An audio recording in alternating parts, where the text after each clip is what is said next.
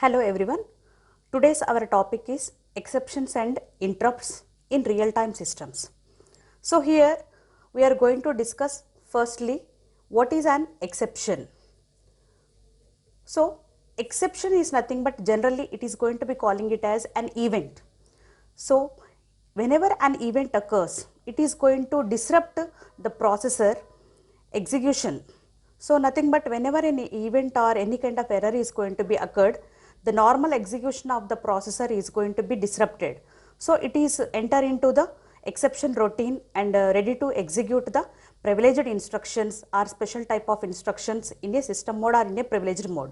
So generally the exact definition of exception is nothing but it is any type of event that disrupts the or interrupts the normal execution of the processor, and automatically the processor is going to be switched to the normal processor is going to be switched to the execution of the special kind of instructions. So that it is going to be ready to execute the privileged instructions or special instructions in the privileged mode. So generally how in this exception, then here we are going to define generally the two types of exceptions in real time systems. Two types of exceptions in real time systems. So what are those two types means here? The first one is going to be calling it as here the synchronous exception, and second one here is going to be defined it as asynchronous exception. So the first type is synchronous exception and the second type is asynchronous exception. So when a synchronous exception can occur, so whenever any type of internal events are going to be executed in a system, and automatically it is defined it as the synchronous exception. When any type of external events are going to be executed in a system, automatically it is going to be calling it as asynchronous exception. So what are the different types of internal events occurs? So when an internal events occurs, so in generally the real time systems or in the embedded process system, automatically the internal events can be occurred during the execution of the processor instructions. During the execution of the processor instructions, nothing but the internal events completely depends upon while the flow of execution of the processor instructions. So in this case the internal events are going to be occurred. So here generally the internal events that may be going to be calling it as here the generally the errors are the conditions which we are going to be occurred while executing of a program or a process. So in this case generally when the internal events are going to be occurred when it disrupts the normal execution or flow of the processor instruction. So the types of internal errors generally we are going to be calling it as, we very well know, during the execution of a program. So similarly or any kind of arithmetic operation is going to be executed, then automatically we should see the division by 0. So nothing but when any number which is going to be divided with a 0, 1 by 0 or like that, then automatically this is a type of logical error, or it may be going to be calling it as here division by 0 error. So like that, so whenever if you are going to open a file, if the file is not defined in the system, then automatically it defines a file not found exception. So any kind of you are going to execute read or write.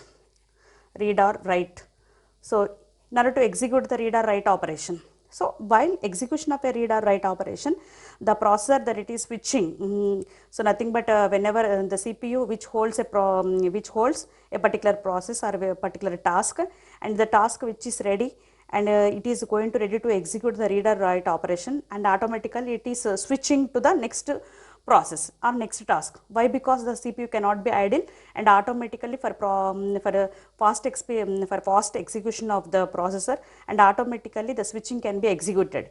In this case for executing purely of the read or write operation, so here there is a transfer of memory addresses. So why? Because the CPU can be switched from one process to another process or one task to another task. So here the CPU switching can be executed. So for this purpose during the execution of purely the read and write operations, so the memory addresses may be changed. So for this purpose any type of errors are going to be occurred during the memory addresses. So generally in a real time operating system, read or write operations mostly those are even addressable. So if the even addressable are going to be transferred to odd addressable, odd memory addressable, and automatically it should be leading to type of different types of errors. So these errors which are going to be caused the internal events. So likewise all these errors are going to be calling it as the internal events, and these can disrupt the normal execution of the processor instructions. So likewise these type of errors or these type of exceptions are going to be calling it as here synchronous exceptions. So first one is the type of exception is synchronous exception, and the synchronous exception is going to be caused by the internal events. When an internal event occurs means during the execution of the set of instructions by the processor. So when the different types of errors are going to be occurred in this case means, so the first type of example is division by 0 or file not found exception or any kind of mathematical calculation error, like that. So are mostly for file read or file write operations we are going to be executing automatically due to the switching of the processor, the memory addresses are going to be changed here. So during the transfer of these memory addresses, then any kind of errors are going to be occurred. Those errors are leading to internal events. So all these types of errors are going to be defined it as synchronous exceptions. And coming to the next one, the second type is going to be calling it as here external events. So these external events that they do not related to processor instructions. They do not related to processor instructions. So internal events are completely, they are purely depends upon the processor instructions, but external events here in this case that they do not related to the processor instructions. Then how these external events can be generated? So these can be generated with the help of hardware signals, so which are came from hardware devices. So with the help of the hardware signals that can be generated from hardware devices, so some set of external events can be generated. So let us see just like all the types of interrupts. So all the interrupts are going to be calling it as here external events. Why? Because they are generated the hardware devices. They are generated from hardware devices and they are issuing the hardware signals. So purely all interrupts are going to be calling it as here the external, generating the external events, and they are purely related to exceptions. So here then we would see the examples. Whenever the embedded processing systems which we are going to be used in a communication network. So whenever the source is going to be sending the data packets to the destination or to the receiver, but whenever the sender is continuously sending the packets, but the receiver may not be able to receive the packets, then automatically it is leading to asynchronous type of communication. So similarly and in real-time embedded systems, in some real-time embedded processors, we are using the reset button option. So if there is any type of problem is going to be there, each and every time you are going to push the reset button, then automatically it should leads to the error which can be generated by and which can be caused by the external event. So that type of exceptions which we are going to be calling it as here asynchronous exceptions. So here exception is nothing but it is a type of event or any type of an error that it is going to be disrupted the normal execution of the processor, and automatically when any kind of exception or any event occurs, automatically it should be enter into execute the special type of instructions. So it executes the special instructions. Those special instructions are going to be executed in a exception routine. So generally due to the in case of executing the normal flow of processor instructions, and automatically it is switched to privileged instructions, it is switched to special instructions, and that can be executed in the privileged mode or in the system mode. So we are already discussed about the different types of exceptions, means synchronous and asynchronous. So one thing is going to be caused by internal events and second one is going to be caused by the external events. Similarly, we should see what is an interrupt. So interrupt is nothing but here whenever an interrupt is going to be occurred, it can be occurred only because of the external event. So it is not purely related to any kind of programmer or processor instructions. So then automatically it can be generated only with the help of hardware signals, and these signals can be generated by hardware devices. So whenever any signals are generated by the hardware devices, and purely those events are related to external events, and this is leaded to asynchronous communication or asynchronous exception, and finally all the asynchronous exceptions are purely related to the interrupts. So likewise we are going to define any kind of data transmissions during the communication network, and if they are not able to receive the packets at the receiving end, automatically some type of asynchronous problem is going to be occurred here. So those will be leading to here interrupts. In the same case also we are already discussed about in embedded processing systems we are using the reset button option.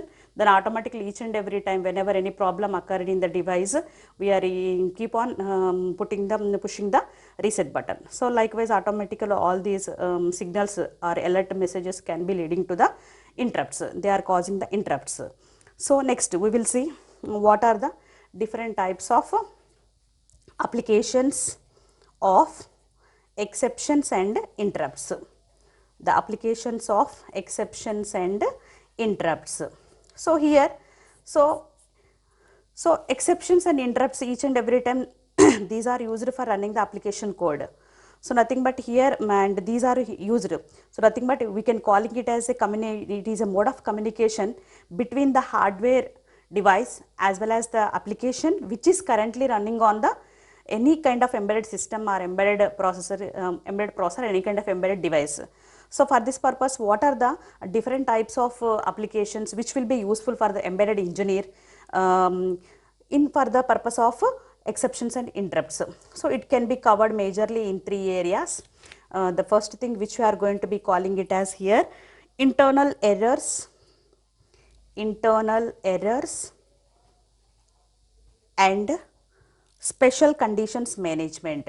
The first thing is here internal errors and special conditions management. And second one we are going to be define it as hardware concurrency. The second type is going to be defined as hardware concurrency. And the third type which we are going to be defined it as service request management. Service request management. So here the three areas which will be covered, the exceptions and interrupts. So for running the any kind of application code in the embedded system. So those three things are three areas majorly we are going to be defined. The first one is here internal errors and special conditions management. So here it is nothing but the two parts. One is the exceptions or interrupts raised based upon the internal errors, and second one is based upon the special conditions. And second thing is here hardware concurrency, and the third type is here we are going to be define it as here service request management. So first we will see what is the internal errors and how the internal errors can be generated, and what are the special type of conditions that can be special conditions that can be defined. So first thing internal errors, nothing but we are already discussed previously. So internal errors is nothing but generally these can be executed based upon the internal events. Those may be the errors which we are going to be defined it as here any arithmetic operations which are going to be executed.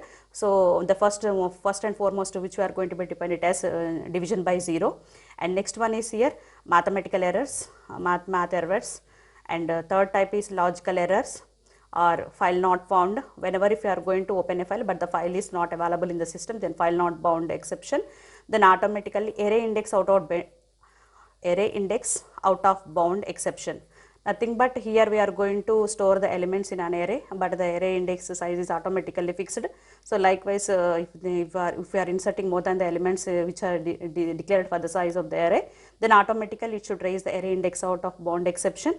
And next thing is whenever any kind of overflow or underflow occurs, in this case are also internal errors are going to be executed. So likewise these are the different types of errors.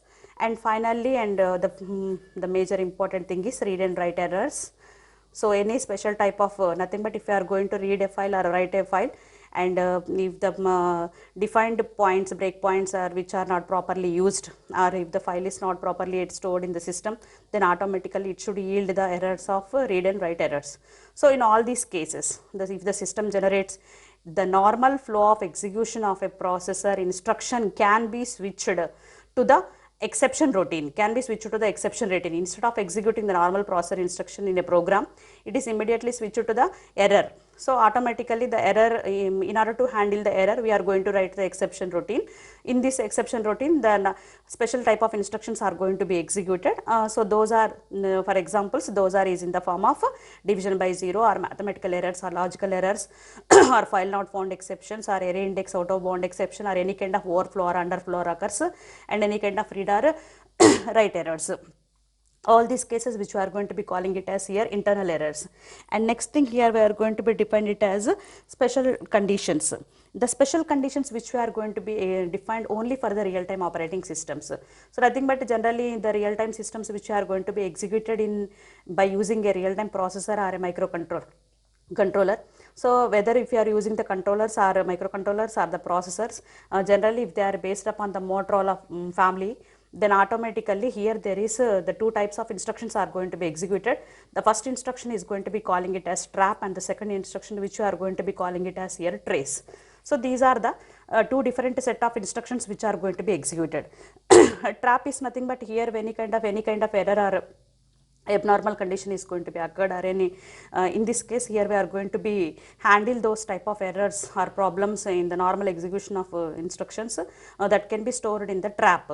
Here the trace means here some breakpoints are going to be used in a programming code. So nothing but the code debugger can use the breakpoints in the software programming. So by using this, if any type of problem is going to be occurred, those problems can be rectified by using the breakpoints in that particular code. So likewise, the special conditions are going to be here occurred due to the execution of the special instructions. So the special instructions, these are the two types. One is a trap and second one is a trace. So trap is nothing but here to handle the errors, we are going to use the routine called trap. So here any type of problems are going to be executed in the program, software code or software program, then automatically they can use the breakpoints in order to trace those instructions. So likewise, these are going to be calling it as internal errors and special conditions. And the second one is here, we should define the hardware concurrency as well as service request management. So nothing but whatever the different types of services which we are going to be provided during the execution of the process, and how it can be achieved the concurrency. So concurrency is nothing but a real-time system is nothing but it is not meant for executing a single task. It is meant for executing the multitasking. So nothing but multiple set of tasks or programs or processor are going to be executed in an interleaved fashion or simultaneously. So that's why which we are going to be calling it as concurrency.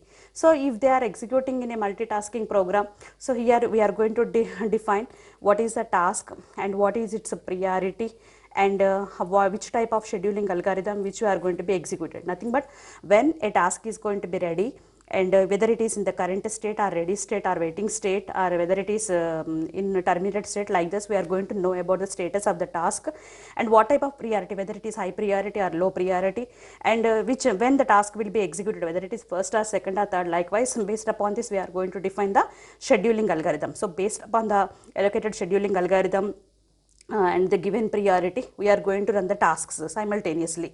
If one task is going to be completed, then automatically simultaneously multiple jobs are going to be given. So likewise, it executes simultaneously, all the tasks can be completed within the specified time. By using a timer chip, you can allocate the time, and by using the timer, if the timer expires, automatically the task get completed. So likewise, we are going to issue the concurrency mechanism. And next thing is here, and one more concept is here, we are going to implement the, and this is the first thing, and second one is here we are going to identify the states of the task, whether it is ready or whether it is running or whether it is in waiting state. So likewise it is going to be defined. So and all these can be executed by using the device specific commands. So what we are going to be calling it as issuing the commands. So nothing but we can't run the process single at a same time. So for this purpose, we are going to initiate the task by giving some kind of signals or some kind of commands. So likewise, the second mechanism is the service can be provided in the form of specifying the device specific commands. Likewise, when the task is in active state, when it is ready state, and when it is in running state, and whether it is in waiting state. So likewise, we are going to define each and every time the status of the task by giving some set of device specific commands. And second thing is indicating the time. So by using the timer chip, so by the timer chip you are going to allocate some kind of time to a particular task. For this purpose, the system clock can allocate the particular amount of time to a particular task. So by using this, the task can be completed. So nothing but it indicates and it gives alert messages like that the task is going to be continuously executing and it is left only 2 seconds, 3 seconds, and it is ready to expire. So likewise, it gives some kind of alert signals. So by using this, we are going to give the timer chip. So likewise, we are going to execute all the tasks. So these are the types of services which are going to be provided. So likewise, you are going to define the hardware concurrency, means executing multiple tasks based upon the type of the task and its priority and the scheduling algorithm. If one task is going to be completed, automatically whatever the remaining jobs are going to be there, those are going to be stored in the queue. And next one is we are defining the device specific commands. By using this, you can initiate each and every task for faster completion of the task. And you are going to give the alert messages in the form of giving a time by the real time clock. So by using this, it indicates when the timer expires and automatically the task can get completed. So likewise, we should define what is an exception, what are the interrupts here, and what are the different types of applications of exceptions and interrupts in the form of generating the internal errors and special conditions and generating hardware concurrency and service request management. So hope you understood. Thank you.